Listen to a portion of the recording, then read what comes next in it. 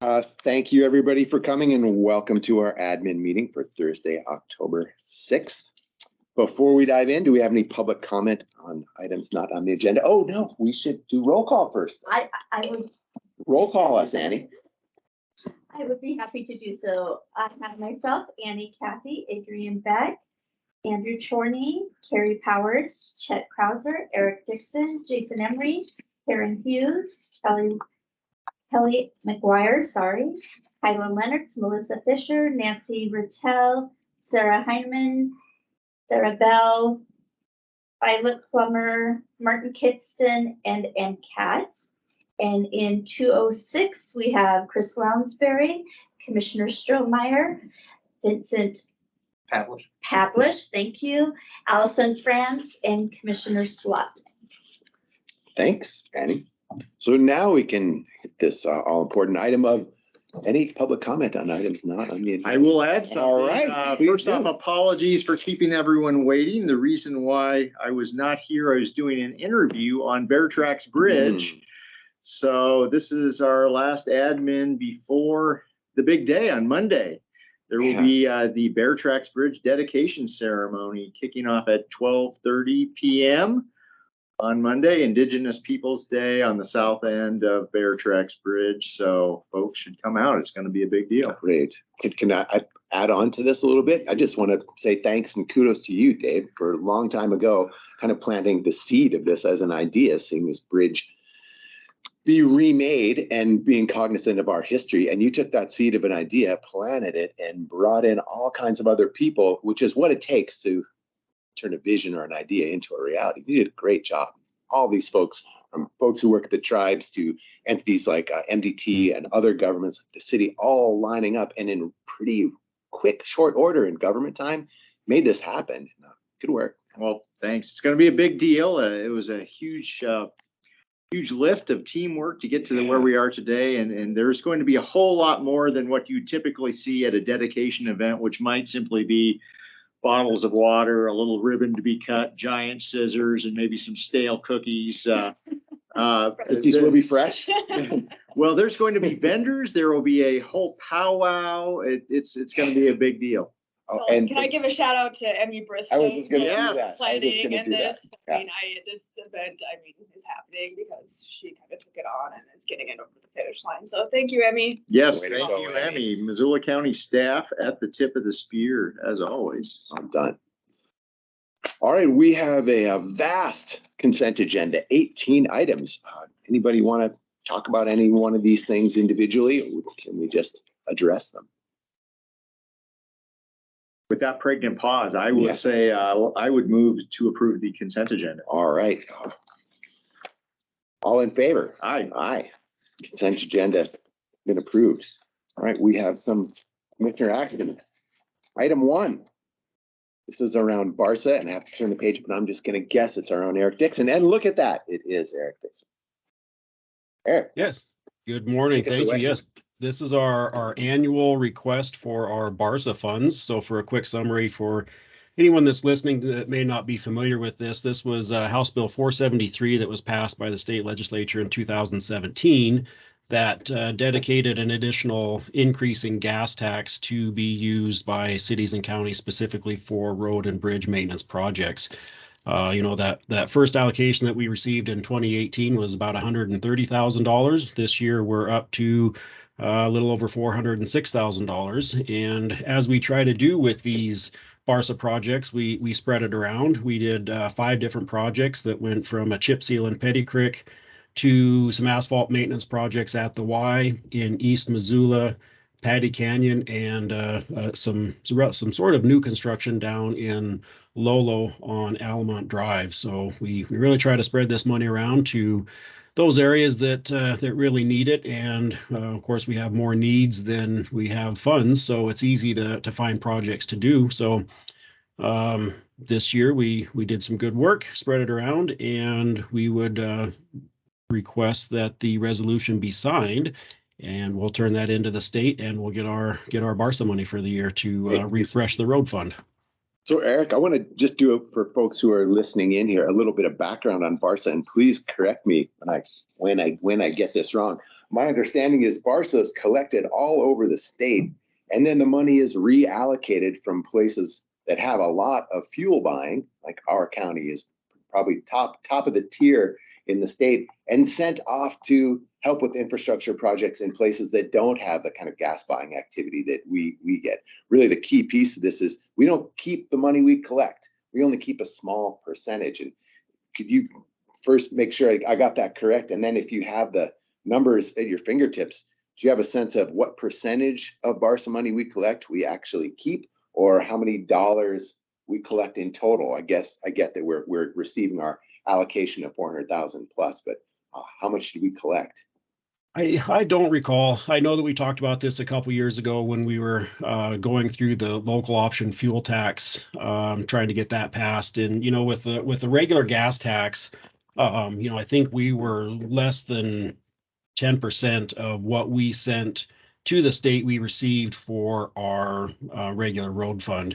I think with Barca we were closer to 40 or 50%, maybe not that high, but it was a big increase from the base gas tax. So yeah, we do help those other counties that don't have the revenue that we see, but this is a higher return on our commitment to the state. So we get more back than we do on the base gas tax. So it's definitely a help. I don't know I don't know if we're at the top tier of the stepped gas tax. I don't know if there's another increase after this. I recall it being phased over 8 years. So, we're 5 years in. So I don't know.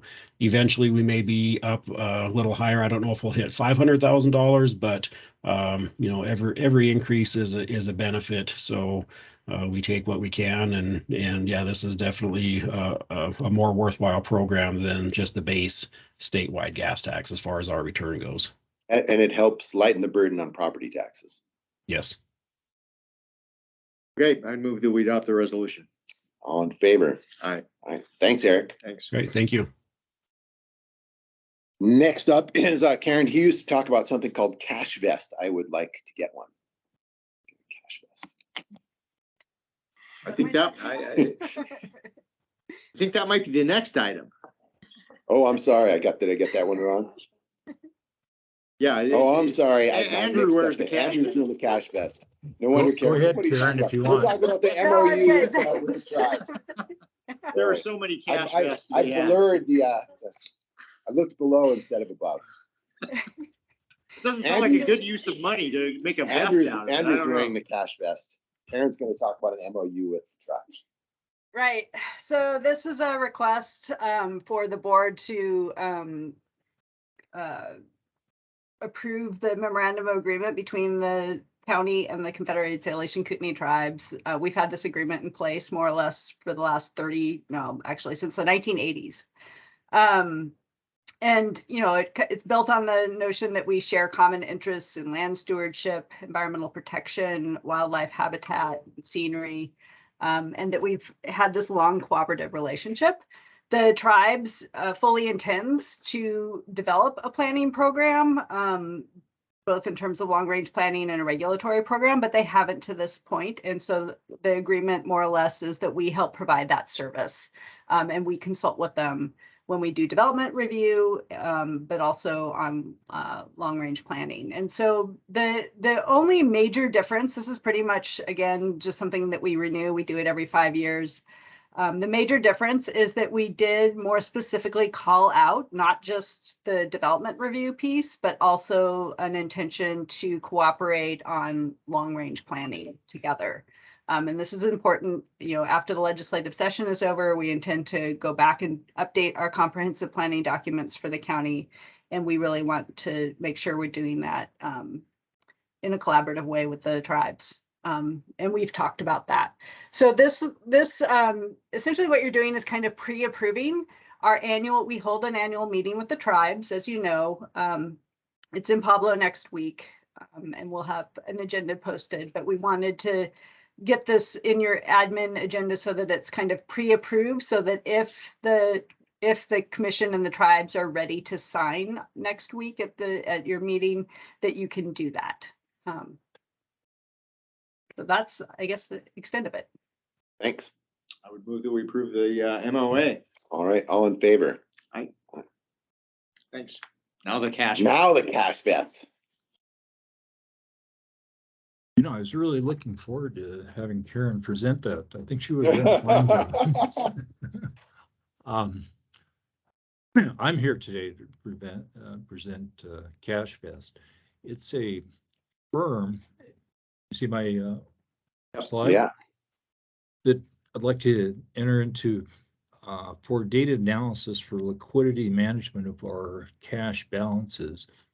The way I found out about them was I attended a number of, as you know, I attend NACO conferences, make webinars all the time, but they're a preferred provider by NACO and they're in 17 other states at all levels of government. And they provide excellent services with checks and backgrounds and just glowing responses. They're fantastic at what they do. And what I love about them is that they're an unbiased firm. They're not a bank. They're not a brokerage firm. They have no vested interest in what decisions we make. They present us with the facts. We make the decisions based on their analysis. And their analysis, their super sauces, they're a bunch of old bankers that got together and wrote this algorithm where they go back and they'll take 2 years worth of all of our transactions, all of our data, everything we've done for the last 2 years, download it into their software, analyze it, come back and then provide recommendations as to where we can maximize our return on our investment without sacrificing any liquidity or safety. And they do that for a flat fee. Great. Is there more? Yeah, I'm sorry. Oh, So anyway, very quickly, we'll have a consolidated view of all our cash positions. We'll be able to know how long to invest our dollars and where our dollars are invested. Liquidity forecasting, we'll be able to do that on a weekly basis. We'll be doing summaries on a quarterly basis, presenting to you. We'll be able to actually benchmark ourselves against our peers, against other counties within the state as to what our return is versus theirs, which I think will be really interesting. And this is a really important part for me as we get into the borrowing season. Up to 10% of the rating depends on the strength of your liquidity projections and your cash flow analysis. So I'm expecting that this will do us wonders as we get ready to get into the debt market again. And S&P will be very excited that we've implemented this program. And it'll dissect our bank statements. Bank statements, they might as well be written in Chinese. I can't understand the fees. I don't know what we're getting. These guys do it for a living. They've had forever. They understand it. They write RFPs for it. So we're very excited about that. Quick, they found over 73% of more cash can be put to work as they've gone through these things.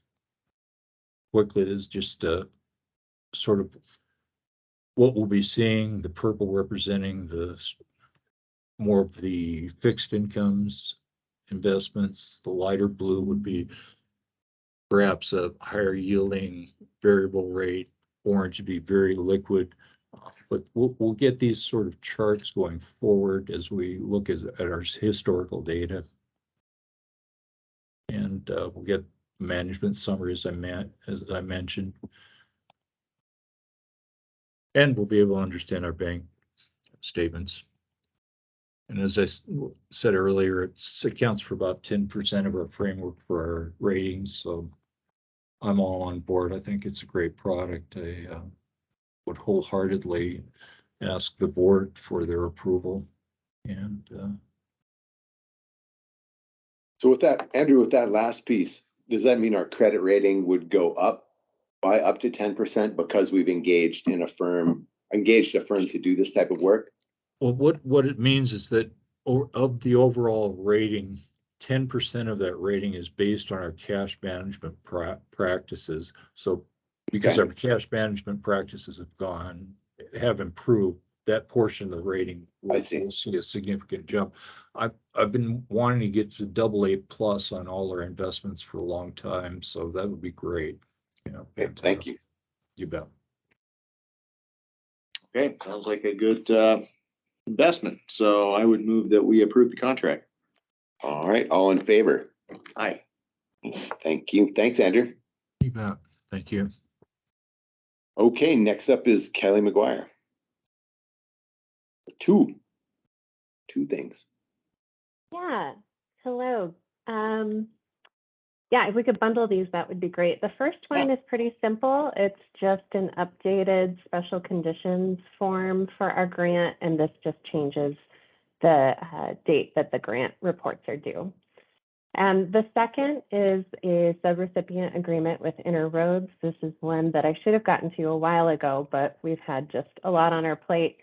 And so it's for $433,000 for 3 years to implement the work that they've been doing. And I'm excited to report that program's been going really well. Interroads is a pretty scrappy little nonprofit that I think it's been hard for them to figure out how to sustain the work that they're doing.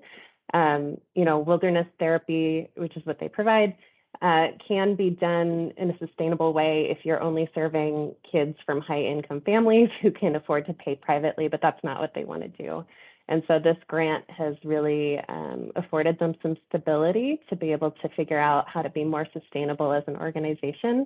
Sustainability is built into the grant program as one of their goals, so they're able to do that as part of the project, and they have made some really huge strides towards being more sustainable so that they don't need our help in maintaining those grants for them to continue. So I'm really excited that the county has been able to step up to help maintain this really important community service in Missoula. Fantastic. Great.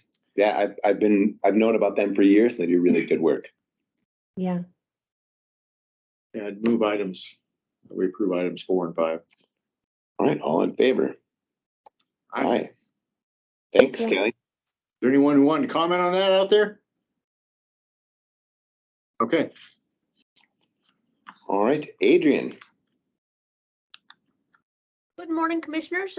So what you have before you for item 6 is the obligating documents to accept FY22 Homeland Security Grant Program Award in the amount of $492,000 and some change. We applied to the State Homeland Security Grant Program to build and upfit a mobile command vehicle for use of all of our agencies within Missoula County. We've already kind of assembled a multi-agency team to kind of talk through core capabilities that we want this asset to have.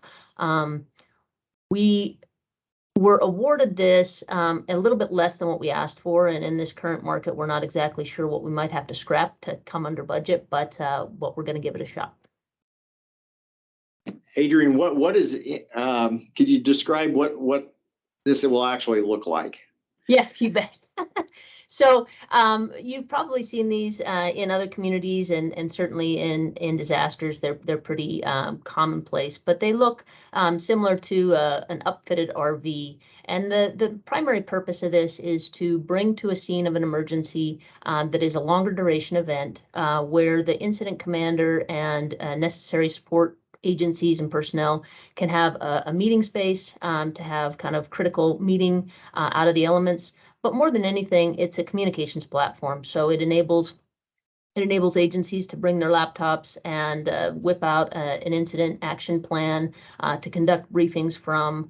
It will serve as a way to provide internet access to the scene in an area that might not otherwise have it. And really just being able to bring kind of that capability of an office setting to a remote location for a better stabilization of that incident and better command and control.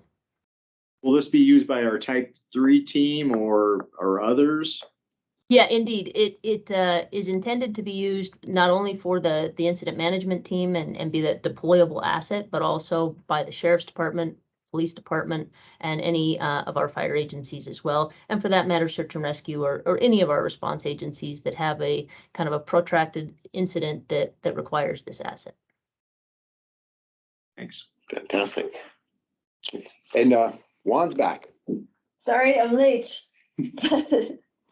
I would move that we authorize the chair to sign the obligating documents. All right, all in favor? Aye. You want to take over for number 7? No, keep going. Okay. All right, Adrian, you do number 7, please. Okay, so we have more obligating documents, all good news today. This is to accept a revision to the Missoula County FEMA Hazard Mitigation Grant Program, which is number FM 5194, which doesn't really mean much, but we've had this grant since 2020, January of 2020. We applied to it following the fire season of 2017. The FEMA Hazard Mitigation Grant Program post-fire, because of the fires of 2017, we were a priority community and we were eligible to apply to this funding program, principally to create defensible space around homes in the wildland urban interface. When we applied in 2017, we applied with 2 projects. One was to, and the lion's share of the funding is for creating defensible space in that home ignition zone. But we also applied for a different component that was eligible under this grant, which was the hazardous vegetation removal on private property within 3 miles of homes. And part of the delay in getting that, what we're calling phase 2 funding, is that we had to have these projects pre-identified and then evaluated at the federal level in order to get approval for that secondary funding for that hazardous vegetation removal. And as you can see, we applied in 2017. Here we are in 2022, finally getting that that secondary funding added onto our grant award for a total award of $1.2 million and some change. The $279,619.18 that's in addition is specifically for 15 project areas that have been reviewed and identified for hazardous vegetation removal. Adrian, in terms of 15 project areas, are those specific projects or just areas in which specific projects could occur? They are specific projects that have a prescription, and that prescription on those identified parcels is what had to go through environmental review at the FEMA level in order to get approval to do those. Well, I move to have the chair sign the obligating documents to accept a revision. Second. All right, all in favor? Aye. Thanks a lot, Adrian. You bet. Adrian, how are our folks doing down in Florida? They are doing great. They're doing really good work. They are in Northport, Florida, which is just north of Port Charlotte. A pretty impacted community, but they're doing phenomenal work, and it looks as though they were originally scheduled to come back on the 13th, but the state of Florida has requested that they extend 4 more days, and so they'll be coming back later part of October. Really glad we could help. That sounds like the makings of a great story. Yes, for the media, don't you think? It does. Yeah, when they get back, They should have some good stories to tell when they come back. Absolutely. I would not do it justice to try to recreate some of those stories. So when they do get back, we'll get them in contact with folks to tell that story. Yeah, that would be good. I want to have selfishly audience with them. Oh, that would be really fun. That'd really be fun. Oh, Martin has his hand up. There you go. Martin's got something. Hey, not to prolong your meeting, but Adrian, can you just tell me who's down there and what they're doing, just in a nutshell? You bet. So we deployed members from several agencies within Missoula City and County to outfit our Type 3 incident management team. There's 3 individuals from the Office of Emergency Management, 2 individuals from the Sheriff's Department, and 4 individuals from Missoula City Fire. And they're serving in the traditional roles of an incident management team. So incident commander, liaison officer, public information, operations, finance, logistics, and safety. Thank you. What else is there? Yeah, it's all covered. Snacks? Did someone get snacks? The logistics guys, make sure they're well fed. Yeah. Kyla, board appointment.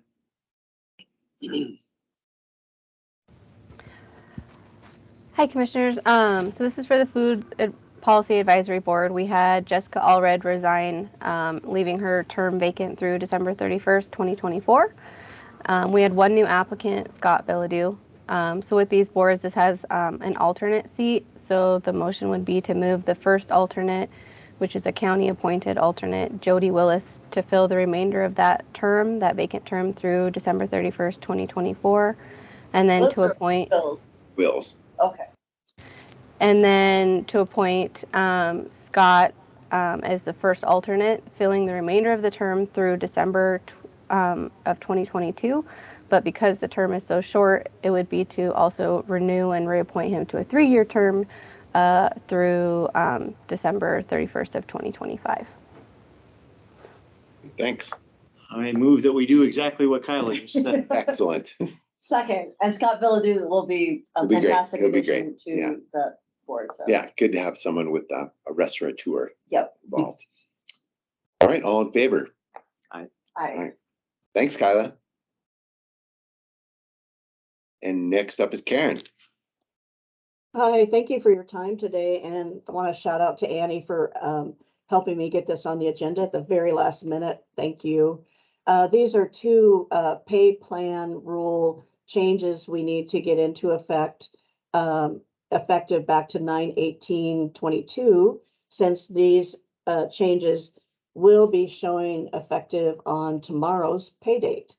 In rolling out our new non-union pay plan, part of that process was we're removing longevity pay add-ons and combining that longevity pay into employees' current base pay, and then calculating our adjustments this year on that newly calculated base pay for those that had longevity.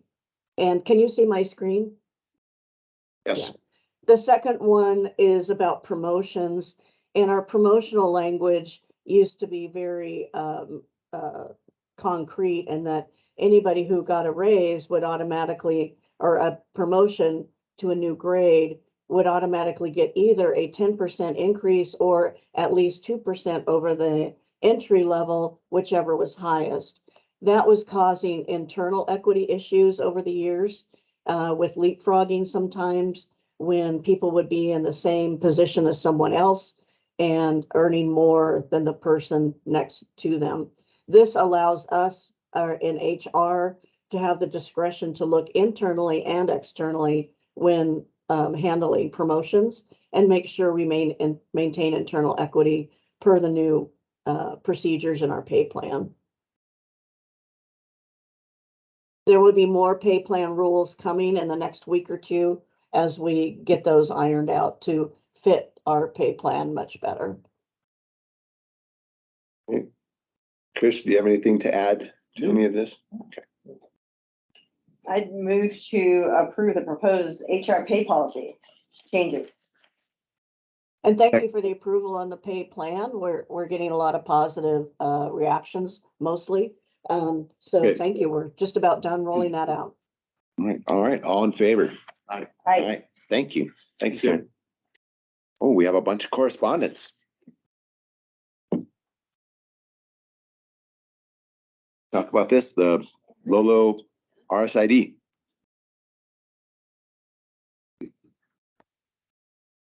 Yeah, if we can take these first two items together. This is I'm unfortunately not as familiar with the funding packages that go with this. Shane has been working a lot with the funding, and Brent O'Connor has been working with HDR to make sure that we are keeping our documentation together. And Brent told me to get these done, so I am. So these are just these are just commitment letters for the DNRC. This, just solidifies our funding packages for the three different ARPA categories. We have the Treasury, the minimum allocation, and the competitive. The Lolo sewer plant got $1.93 million in competitive funding. So we're using Treasury funds and minimum allocation funds as match for that project, as well as just using Treasury and minimum allocation funds for improvements to the water system. So these are just two letters to ensure for DNRC that we are obligating the funds appropriately. Great. Way to keep us clean. Yeah. Yeah. Thank you. Yeah. Thank you. All right, we have some letters to the congressional delegation to support funding for maternal, infant, and early childhood home visiting.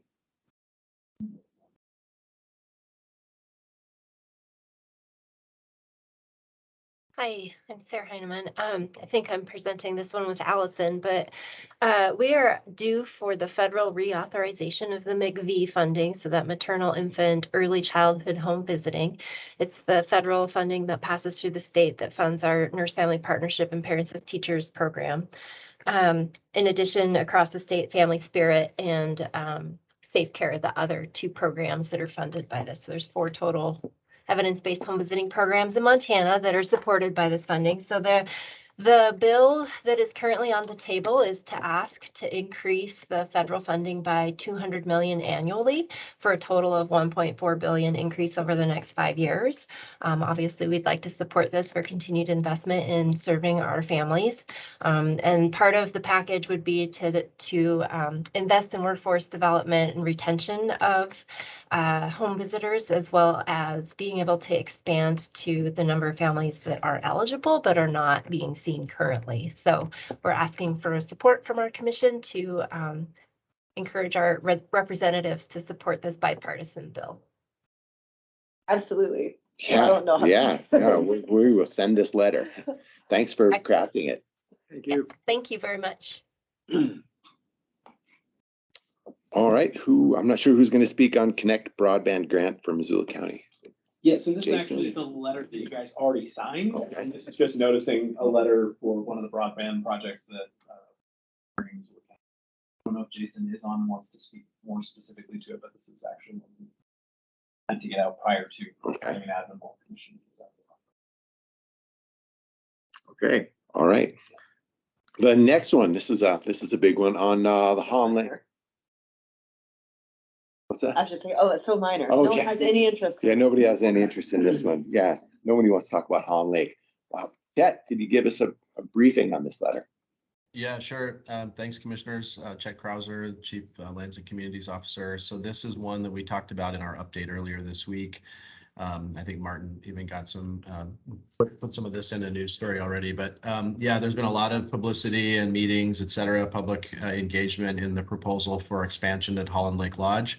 And this is a letter from the county that's going to go into the scoping phase of the Forest Service's review process.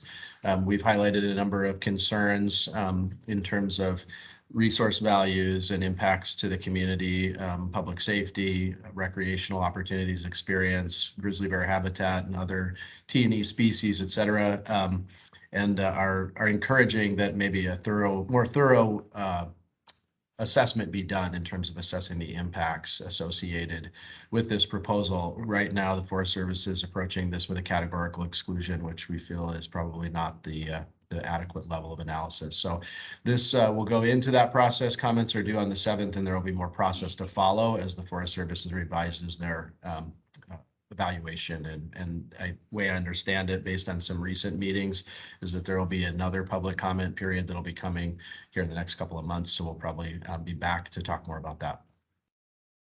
Chet, with that second public comment period, will the issues be different? This came from the meeting that the Forest Service and Powder reps and Christian Wolfell hosted in Seeley Lake earlier this week.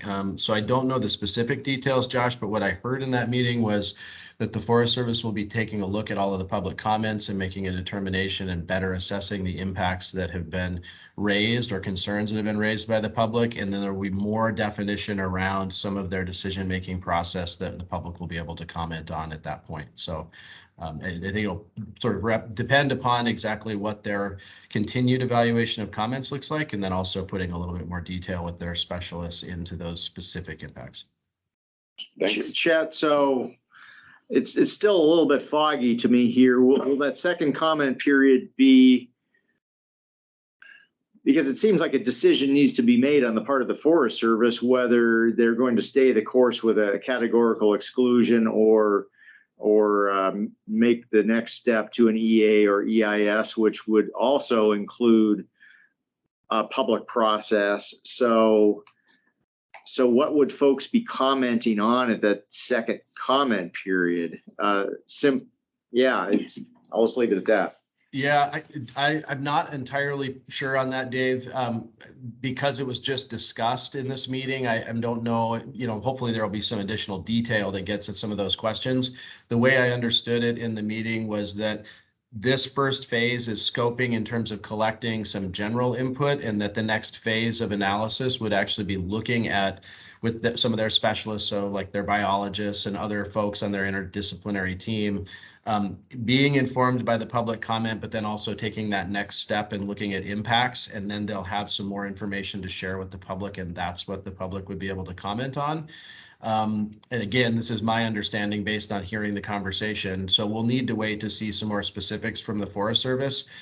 In terms of your question, Dave, as far as what is that level of analysis, is that something that comes out in this next phase, in this next step of analysis, or what exactly will the Forest Service present that the public will be able to comment on? So it's kind of we'll have to wait and see as they get through the slot of comments. Does that mean that in between now and the second comment period, the Forest Service or the Powder Corporation will release some new information that then the public would be commenting on? I understood the Forest Service in releasing some new information, and that is what would be able to be would be new material for the public to comment on. I know that there are some emails set up for Powder. There's some continued emails, of course, for the Forest Service if folks have additional comment. For this particular letter that we have on the agenda today, it's about making sure our comments are in this first phase of scoping, which is the initial deadline on the proposal. And then, as it's been with other cases, we'll have follow up in various phases of the process as we see new information or are able to respond to things with more detail. Okay, thanks. Well, hopefully the Flathead National Forest and Powder take our comments to heart. So, Martin, do you have any questions on this? This was a big one.